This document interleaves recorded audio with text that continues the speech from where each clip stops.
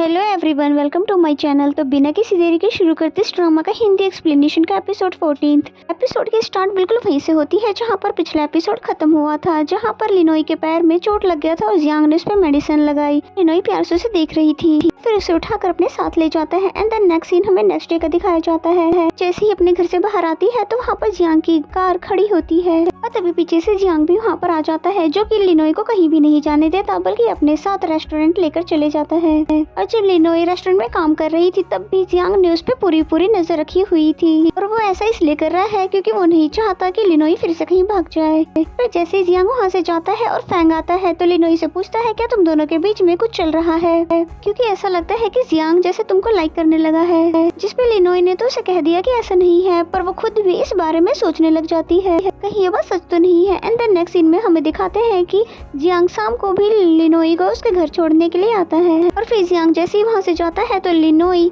यांग से मिलने के लिए उसके रेस्टोरेंट आ जाती है। और फिर लिनोई को वहाँ पर सूजी भी मिलती है, जो कि बोलती है उसे क्या तुम मुझे देखकर यहाँ पर हैरान हो गई हो। जिसपे लिनोई ने कहा बिल्कुल भी नहीं, क्योंकि मुझे पहले से ही पता है कि तुम यहाँ पर हेड शेफ हो। तभी सूजी बोलती है कि पर मुझे ऐसा क्यों लग रहा है कि तुमने अपने न्यू रेस्टोरेंट के बारे में जियांग को नहीं बता रखा है। चलो सही है, जो भी तुम कर रही है तुम्हारे लिए, और अगर एक बार ट्रस्ट टूट गया तो वो वापस से किसी पे ट्रस्ट नहीं करेगा। ये सब बोलने के बाद वो यहाँ से चली जाती है।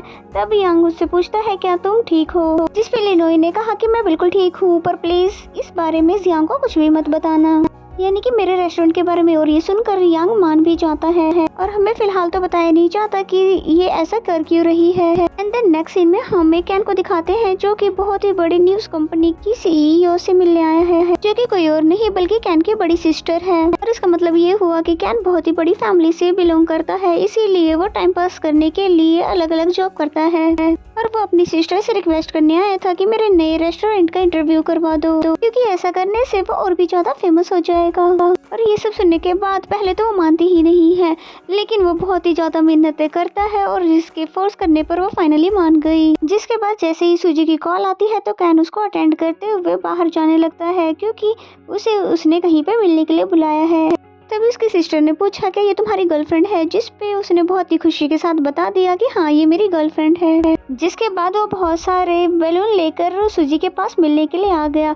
सूजी जो कि किनारे पर चल रही थी और फिर जैसे ही गिरने की एक्टिंग करने लगती है तो कैन ने सारे बैलून छोड़कर उसको सबसे पहले बचा लिया, और फिर दोनों ही एक दूसरे को बहुत ही ध्यान से देखने लग जाते हैं। और फिर सूजी पूछती है क्या तुम मुझे ऐसे गिरते हुए देखकर हैरान हो गए थे, जिसपे सूजी ने बोला कि मैं भी ऐसे ही बहुत ज्यादा हैरान हुई थी जब मुझे पता चला कि तुम लिनोई के साथ मिलकर रेस्टोरेंट को ग्रो कर रहे हो। और फिर कैन से पूछने लग जाती है कि बताओ मुझे लिनोई का क्या मकसद है, जो कि वो मेरे भाई से अपने न्यू रेस्टोरेंट के बारे में छुपा रही है। जिसपे कैन ने कहा कि मैं बिल्कुल भी नहीं बता सकता। तो सूजी से जिद करने लग जाती है, लेकिन कैन कुछ भी नहीं बताता, जिसपे सूजी को बहुत ज्यादा गुस्सा आ गया और फिर गुस्से में उसको बहुत ही कुछ सुना देती है और फिर यहाँ से चली जाती है कि मुझे कोई जरूरी काम है। जिसपे जियांग ने बोला कोई बात नहीं, तुम लेट आ जाना पर आना जरूर, और मैं वेट करूंगा तुम्हारे डिनर पे। जिसपे लिनोई ने ओके करके वहाँ से चली जाती है। एंड देन फिर वो रोड पे जैसी चल ही रही थी जियांग के बारे में सोचते हुए कि तभी उसको जियांग की मैनेजर ने रोक लिया। तभी मैनेजर ने उसे कार में बैठने के लिए बोला। इससे पहले कि लिनोई कार में बैठती तभी उसने नोटिस किया कि वहाँ पर कोई पेपर्स रखे हुए हैं, और उस पेपर को जल्दी से मैनेजर ने पीछे रख दिया। तभी लिनोई पूछती है कि आपकी तबीयत ठीक नहीं है, जिसपे मैनेजर ने बोला कि मुझे तो कुछ भी नहीं हुआ है, यानी कि मैं बिल्कुल ही ठीक हूँ। और फिर लिनोई से पूछने लग जाती है कि मिस्टर कॉन्ग कहाँ पर है, क्या उनके बारे में तुम्हें कुछ पता है। जिसपे लिनोई ने कहा कि हाँ वो तो माउंटेन्स पे घूमने के लिए गए हुए हैं, पर मैनेजर बोलती है कि बिल्कुल भी ऐसा नहीं है, क्योंकि मुझे पता चला है कि वो हॉस्पिटल में एडमिट है। तो ये सुनकर लिनोई बहुत ही ज्यादा परेशान हो जाती है, इसलिए उसने तुरंत एड्रेस पता कर मिस्टर कॉन्ग से मिलने के लिए हॉस्पिटल में आ गई। और फिर उनसे मिलने के बाद आते हैं, जिसके बाद कैन ने बताया कि मास्टर हमने मिलकर एक नया रेस्टोरेंट ओपन कर लिया है। फिर कैन ने कहा कि आपको जरूर हमारा रेस्टोरेंट देखना चाहिए, जिसपे वो भी मान गए। और फिर फुल एक्साइटमेंट के साथ लिनोई और कैन मास्टर को अपने साथ ले जाने लगे। और फिर रेस्टोरेंट लाने के बाद उन्हें बहुत सारी डिशेस ट्राई भी करवाई, जिसे खाने के बाद उन्होंने बहुत सारी तारीफ भी की लिनोई की डिशेस की कि फाइनली तुम्हें कुकिंग करनी आ ही गई। और साथ ही फिर कैन की भी तारीफ करते हैं कि उसने कितने अच्छे से रेस्टोरेंट को मैनेज किया हुआ है। तो ये सुनकर वो दोनों बहुत ज्यादा खुश हो जाते हैं। जिसके बाद ये तीनों तो बहुत ही सारी बातें करने लग जाते हैं। और फिर जैसे ही मिस्टर कॉन्ग की तबीयत खराब होने लग जाती है, यानी कि उनको ऑक्सीजन की कमी होने लगी थी, तभी कैन ने जल्दी से एम्बुलेंस को कॉल किया और फिर मिस्टर कॉन्ग को अपने साथ ले जाने लगता है। ये सब देखकर लिनोई बहुत ज्यादा हैरान हो जाती है और बस ये सोचती रहती है कि मिस्टर कॉन्ग अब बहुत ही ज्यादा बुरी कंडीशन में है, इसलिए वो बहुत ही ज्यादा परेशान हो रही थी। एंड देन नेक्स्ट में हमें जियांग को दिखाते हैं जो कि अभी तक लिनोई के आने का वेट कर रहा था। और फिर जैसे ही लिनोई की कॉल आती है तो उसको सुनते ही वो वहाँ से चला जाता है। फिर हमें लिनोई को दिखाते हैं जो कि मास्टर कॉन्ग के बारे में सोचकर बहुत ही उनकी तबीयत खराब हो चुकी है और फिर पास्ट के बारे में बताती है कि किस तरह से जब एक बार मेरे फादर की तबीयत बहुत ही ज्यादा खराब हो चुकी थी पर उनकी ट्रीटमेंट करवाने के लिए मेरे पास बिल्कुल भी पैसे नहीं थे और उस वक्त किसी ने भी मेरी हेल्प नहीं की थी, सिर्फ मिस्टर कॉन्ग ने ही मेरी हेल्प की थी पैसे देकर, और साथ ही उन्होंने मुझे खाना भी खिलाया था क्योंकि मैं पूरे दिन से भूखी थी।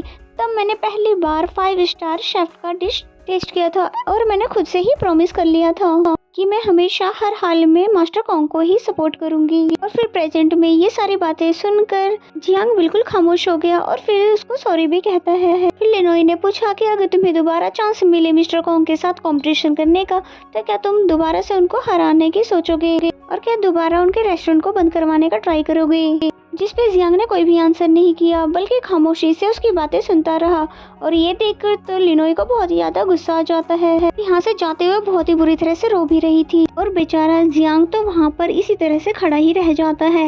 एंड देन नेक्स्ट सीन हमें नेक्स्ट डे का दिखाया जाता है। जियांग अपने रेस्टोरेंट के बाहर आया तो उसे अपने नेक्स्ट कॉम्पिटिशन के चैलेंजर का नोटिस मिला और जिसे वो देखने लग जाता है। और फिर जैसे ही वो फैंग को बताता है कि मुझे ली फैमिली की तरफ से चैलेंज आया है, जिस पे फैंग ने बोला कि कहीं ये लिनोई की फैमिली तो नहीं है, जिस पे जियांग ने बोला कि नहीं बिल्कुल भी नहीं, ऐसा होना तो पॉसिबल ही नहीं है क्योंकि लिनोई के पास कोई भी खानदानी नाइफ नहीं है जो कि 5 स्टार वाला हो। तो ये सुनकर फैंग बिल्कुल चुप हो जाता है और फिर हम लिनोई को देखते हैं जो कि बहुत ही ज्यादा नर्वस थी कि भला वो जियांग को कैसे हराएगी। तो ये सुनकर कैन उसको रिलैक्स फील करवाने लगता है। तो वैसे ये बात बिल्कुल सच है कि लिनोई ली फैमिली की ही मेंबर है क्योंकि जो नाइफ उसको अपने फादर के सामान में मिला था वो 5 स्टार नाइफ था, इसलिए लिनोई ने बहुत ही आसानी से जियांग जैसे बड़े शेफ को चैलेंज कर दिया।